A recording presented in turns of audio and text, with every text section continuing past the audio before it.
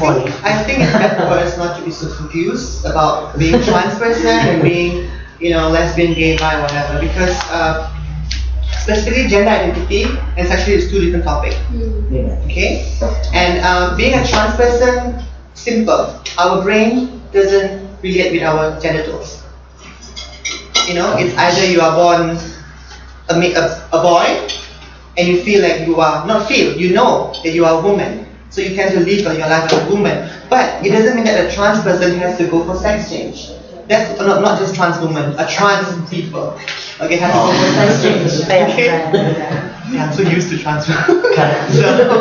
And we have pre and post op. And we have some trans people out there who because of the social environment that they are so afraid to, be themselves, they end up living in, not in denial, but basically they're just so afraid because of family, religion-wise or whatever. So they are stuck in that body, So please do not confuse yourself because everyone seems to be confused when they talk about trans people.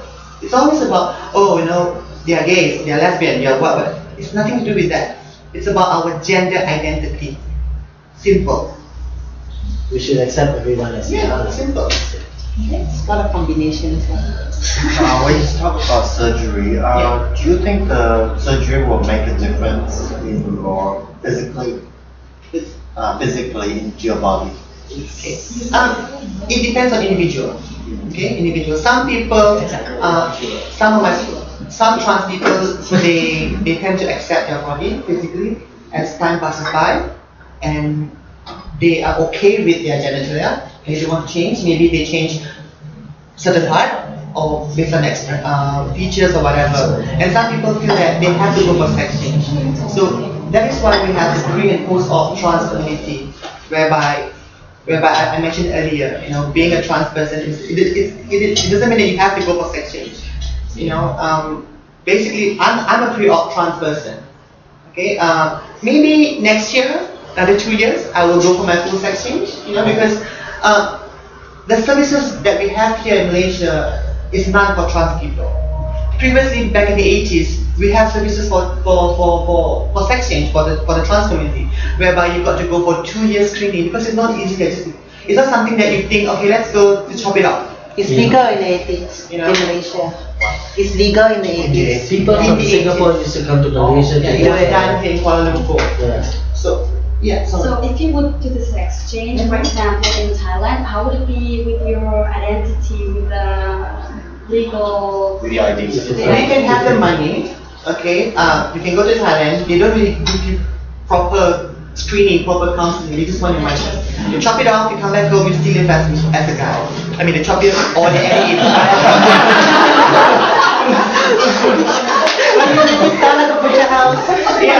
Seriously, you guys really know the procedure that they have in Thailand. It's seriously, it's just like the doctor don't really ask you anything, They ask you got money, they take your money, they bring it to the whatever, everything done, and they just ship you. Within a week, you can go back home with the. Just 1 week. And you go back home with that, what do you call that? The urine bag. The urine bag thing, Yeah. So I'm just sharing a few of my experience with the trans women out there. There are some trans women out there that actually feel, after a few years, they feel regret going for sex change. And when I ask them why, they give me so much excuses, but when I did further, not investigation, further counseling, trying to get more of the reason is in that, because they don't go for proper procedure, proper counseling, proper guidance. They don't know. Some Expectations. some of them just do it because of their boyfriends. Boyfriends. And some of them do it just because of money. Just to, earn, those are what the sex work or whatever. They tend to feel that, if I go for sex, then I get more. But at the same time, it affects their brain and body because it's not something easy. Even having a breast, it takes you time to really something to get used to it when you sleep or whatever. So for me, I just want to make a very strong statement here. Being a transgender person, it doesn't mean that you got to go for sex change based on individual person. Okay. And you don't have to have long hair. You have to have Short hair. Short hair. Or whatever. To determine whether you're a trans person. You yourself would know who you are. Just to answer your question, no, in Malaysia the law is you don't get to change your ID. So you're forever more or less a trans person. You can never be like finishing the whole trans process. They're not changing the female or line. anything. You're always in this. You're stuck. But legally, we are not recognized even as trans person. Yeah. But still as man. Yeah.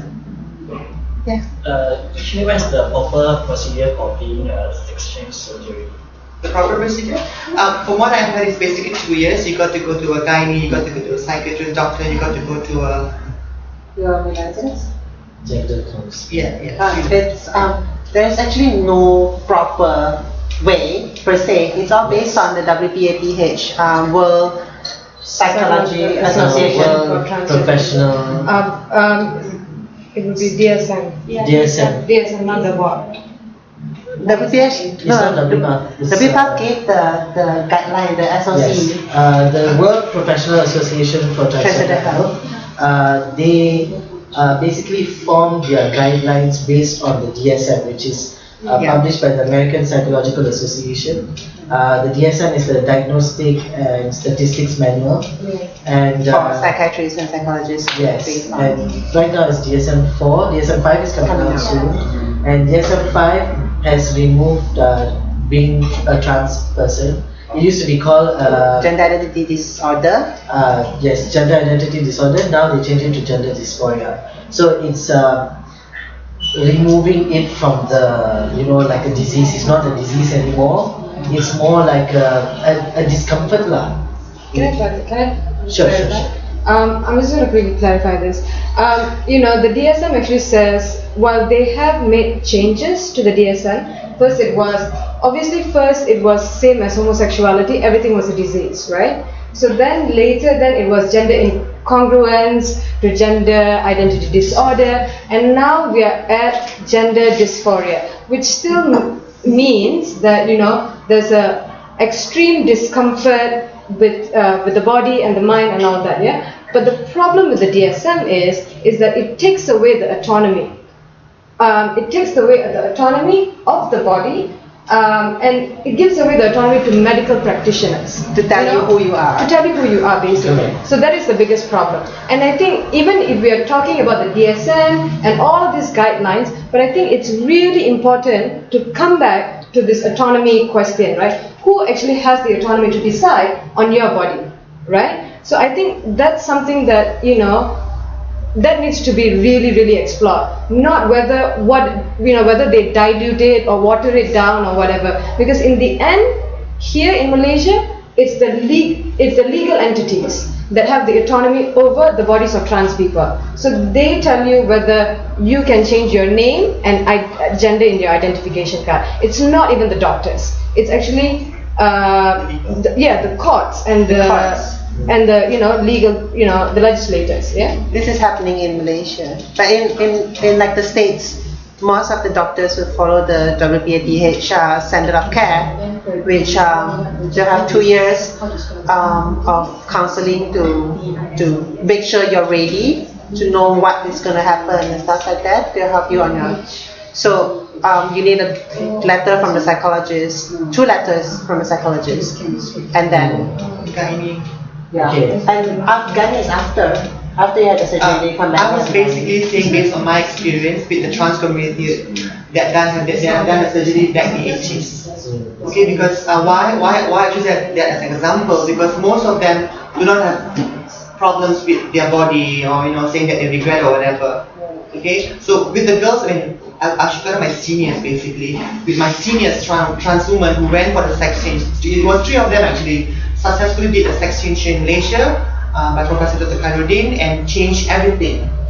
IC and everything. And they didn't have any issue. And when I asked them their experience, basically they told me that they went for 2 years screening with Dr. Khairuddin and they were sent to psychiatric doctor and all the doctors basically after the 2 years. Then they will give a choice whether they want to carry forward for this sex change based on the doctor's observation. And because of this because of this opportunity of healthcare for trans community to go for SRS, at the end, it's the trans community that has the right to choose rather than going as what. Yeah, it's so that they have an informed decision, to make an informed decision about their own bodies. Yeah. Yeah, but even if we have all this in place, right, I want to impress upon all of you that transitioning is very expensive. Surgery is very expensive.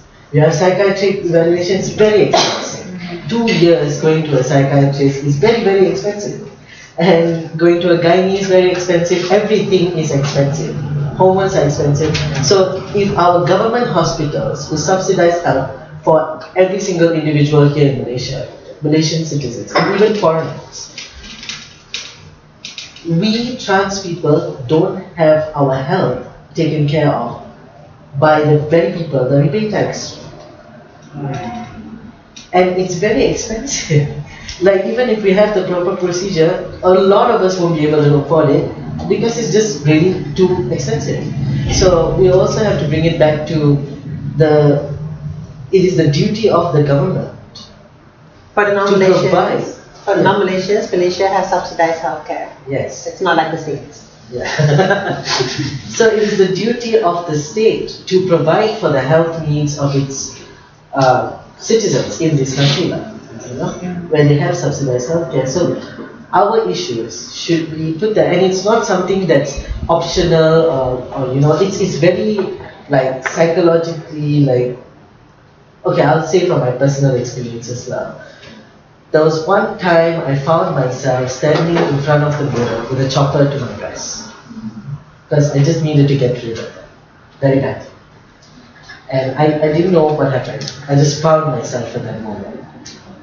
And so imagine being born, like waking up one day and finding yourself in, the opposite gender's body.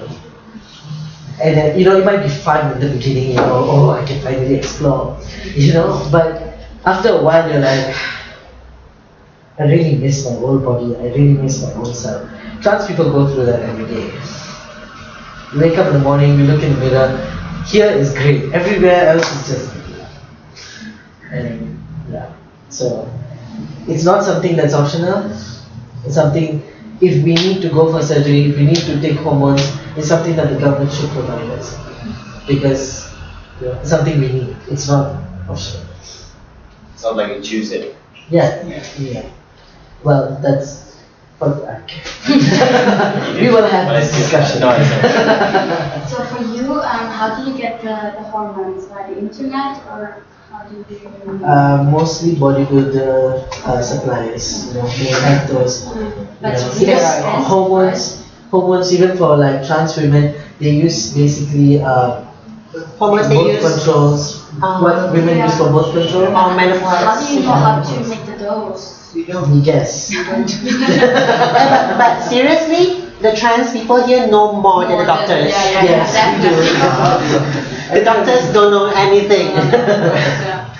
But it's a very serious condition because we are not properly.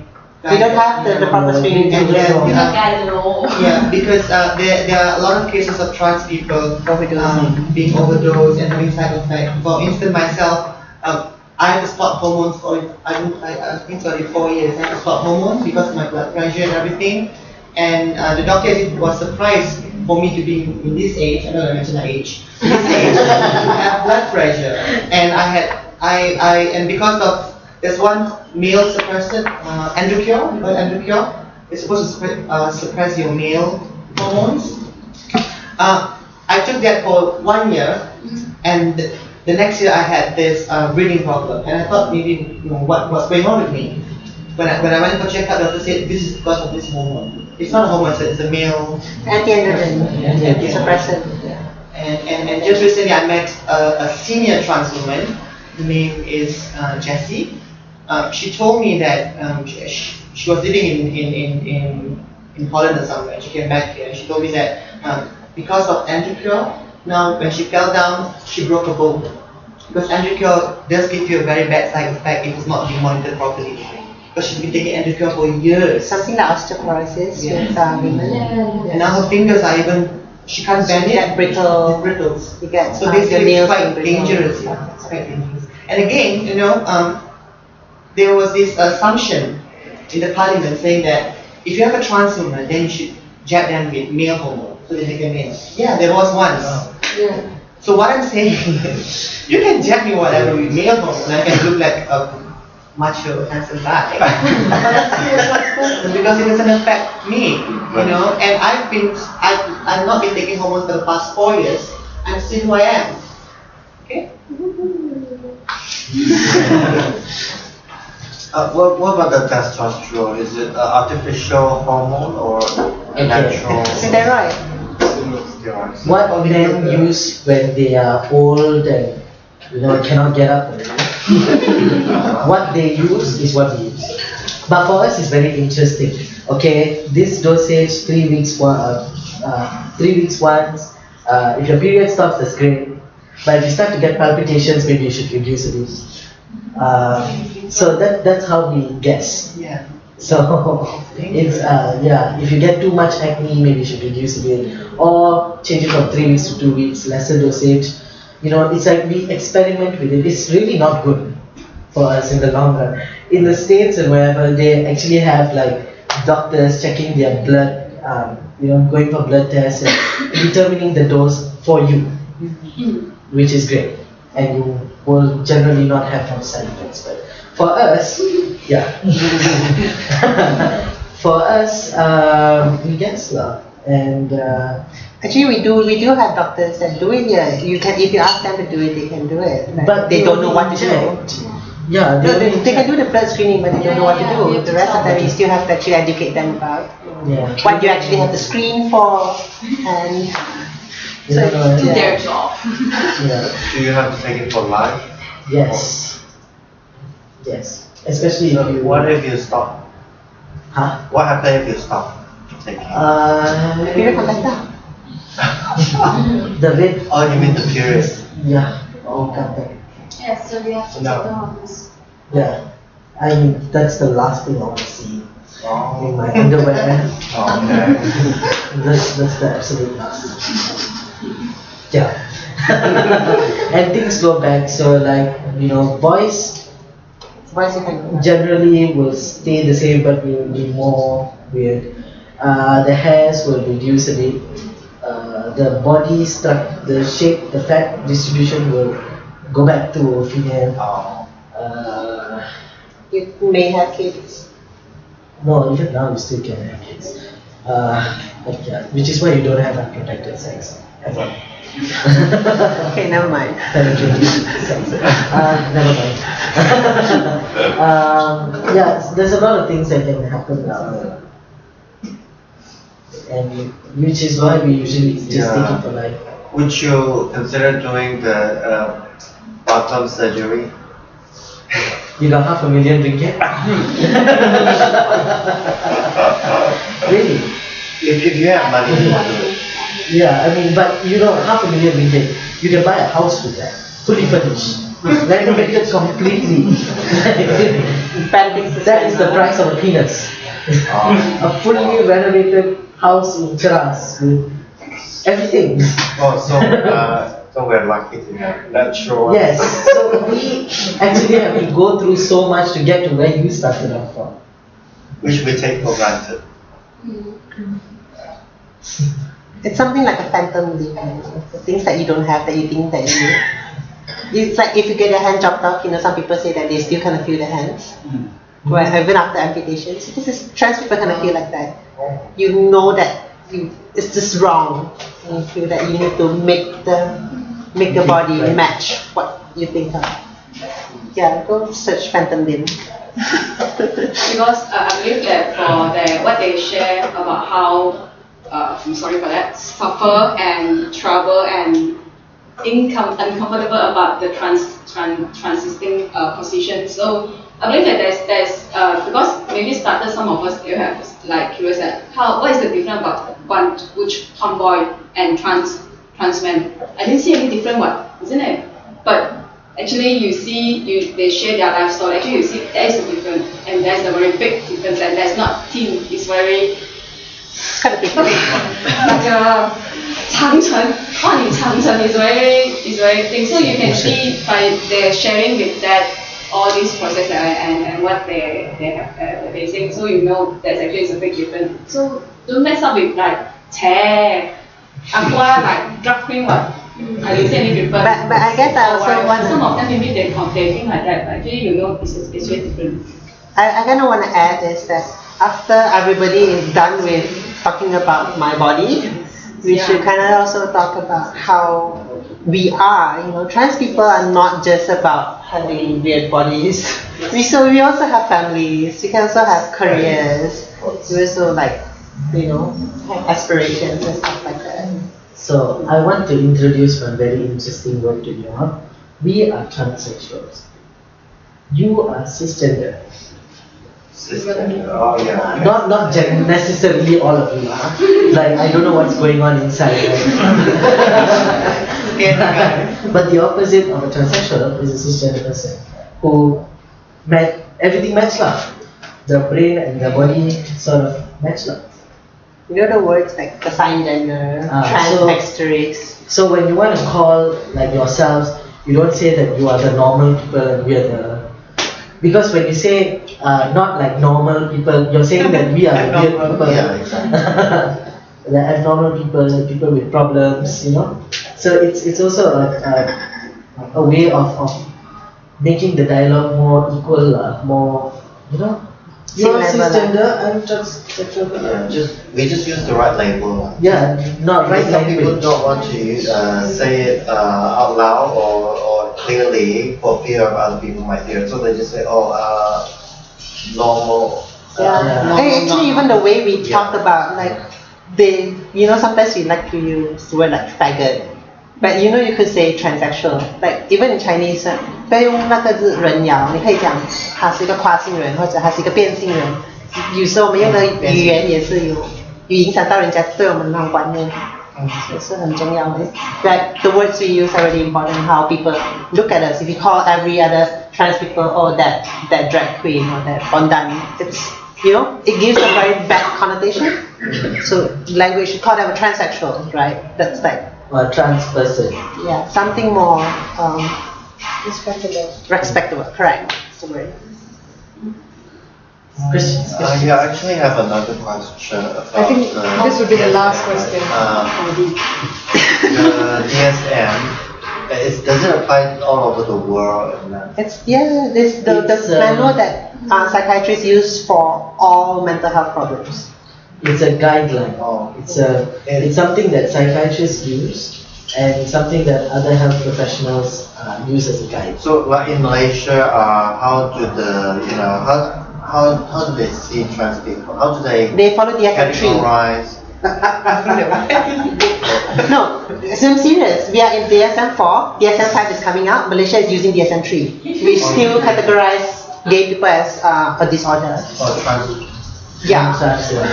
We are not even. No, trans is not even in there. Or trans is not even there. Yeah, that's the problem. But I Here have it's so outdated. this trans woman friend in Hong Kong, and she has a disabled card, OKU, just because she's a transgender.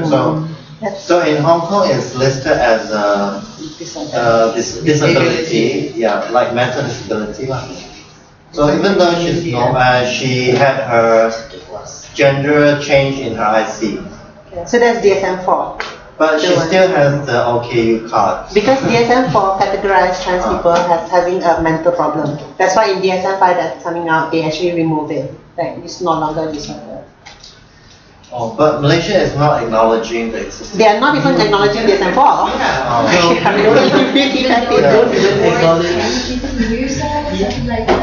Yeah, it's 50 years old. Yeah, it's really old. We don't even acknowledge that there are trans people in this country. No gays here, no lesbians, no trans people. Malaysia government never update one. Our weapon also use second hand one. Our air weapon everything. Submarine cannot sing one. If you folks are very interested in the DSM, please check out this campaign by trans people all over the world. It's a movement to pathologize the DSM. It is there is a global, there's a day for it. They call for actions to support,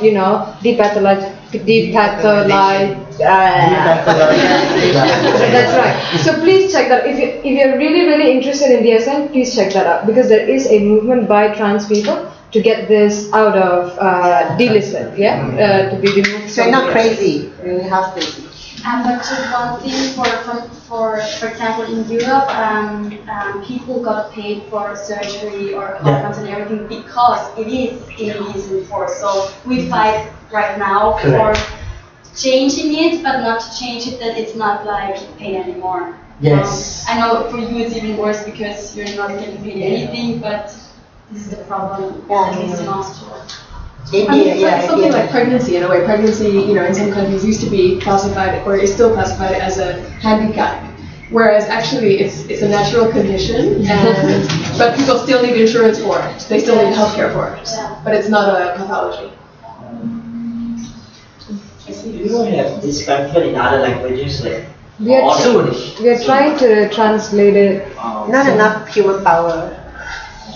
Really, Can you publish it on YouTube or anything? It's online on our website. It's okay on the website. Yeah, so that the website and also the website has that. All our stuff is here, and we publish it on our website. And you can get all the resources there. It's just that it's easy for a physical copy, Yeah.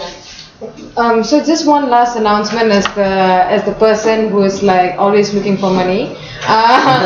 So everything is publicly available, but please, like Nisha, Dorian, and Jalan have emphasized, if you buy these things, you will help us sustain our activities. Even if you don't buy, you can still kind of give us a bit of money.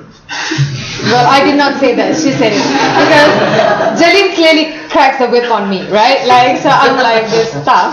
So she makes So if you can, everything, the infocomic is for free. So you can please take as many as you want to give it to your friends and all that, because we also understand that our capacity is very, very limited, and we also do this not very often. So if you want to take some, and if you would like to give it to your friends, family members, anyone, we would completely welcome that. And if you feel like you don't have money but you're interested in buying the info kit, please talk to us, because we can make arrangements so that you have it, because our goal is to basically get the word out. So if you would like to have all these things, please come and talk to us, and we'd be more than happy to make arrangements for you. But everything is publicly available. Thank you. Thank you. And thank you so much for today. We have Jalan, Dorian, and Nisha come here to give us a talk. But 我要先讲华语先，然后再讲英文。Okay. Go ahead. Now I'll translate. 那我们非常感谢今天我们3位主讲人来给我们这一场讲座。那刚刚Tilaga 也说了，就是其实这些东西呢，我们可以在网络上都找得到，就在这里而已。有 Facebook page， 然后有他们的 official website， 你可以在上面找到这个 infocomic， 然后它的 video 也在 YouTube upload 的。可是为什么我们现在还要做这个？他们现在还要做这个 campaign， 因为我也是 align 做这个 campaign 呢，其实主要还是为了。尤其是在这2年以内，尤其是马来西亚政治选举这几年，其实很多人投了很多心力跟金钱去政治的这一个部分。可是你不要忘了，其实政治或者自由民主这个部分，不只是在于选举，或者在于到底谁当首相，谁要去入主中央，谁要成为中央政府。其实还有这些人权很基本的议题，我们也是需要去关注。可是很多人往往是没有去关注这一个部分。所以这时候 I'm You 的团队来做这个东西的时候，如果你关心所谓的自由民主人权的话，你不应该只是关心所谓的政治或者是选举，当然也是要关心，可是这些同样也是做一个普世价值或人权价值之一的话，我们也是应该要来支持这样子的一个活动。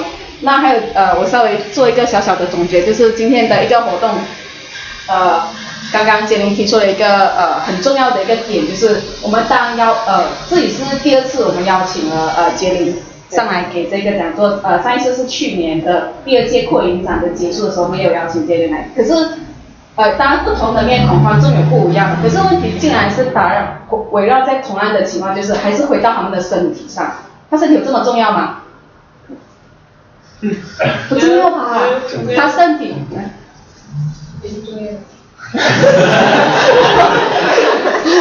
OK， 所以为什么我们问题还是回到他的身体？到底你要怎么去做你的整个跨性的整个手术？那很重要吗？对我来说，不重要啊。你要知道这个知识，我们有一个叫 Google 的，就是你可以上网去 Google。那其实很可惜是今天我们的2个小时的这样子的一个讲座，我们竟然没有办法谈到更多关于他们的 life story， 他们的生命故事。其实这才是最重要的，因为我们看一个人，我们不是看他这个，我们看他整个人的一个经历，他的生命故事到底在哪里？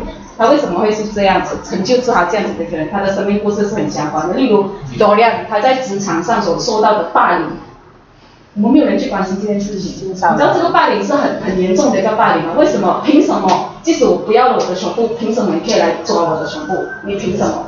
就是一点，你凭什么来 judge 这些等等，没有人去关心这个部分。那也许以后接下来我们有机会邀请他们来的时候，我们也许有机会大家注意下一场活动的时候，也许这是我们在这一场讲课我学到的一点点的东西。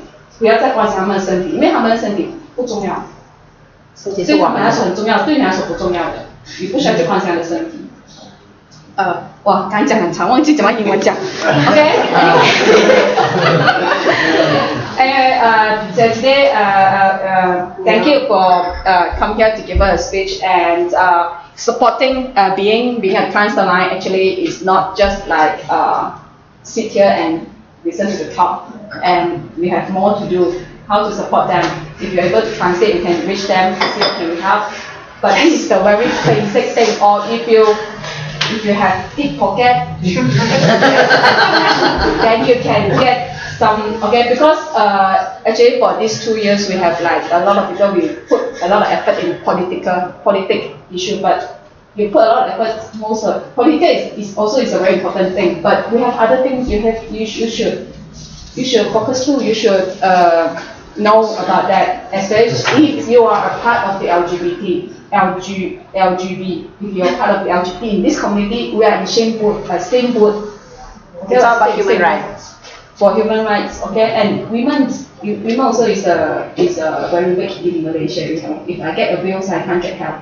I don't know where to get help. So everything you should focus about that. If you let's say focus on the political. And Jalan also, I don't want to talk about the body part. I think they know. Okay. So thank you again for them to come in for today's talk. Come here to get this 10 ringgit for a lump sum. As a Chinese New Year gift to your parents, family, and friends, or boyfriends or girlfriends. Yes. Okay. Just one more thing. Please add us, like us on Facebook. You will have the link there. If you want updates and you know events, you want to know where we are next,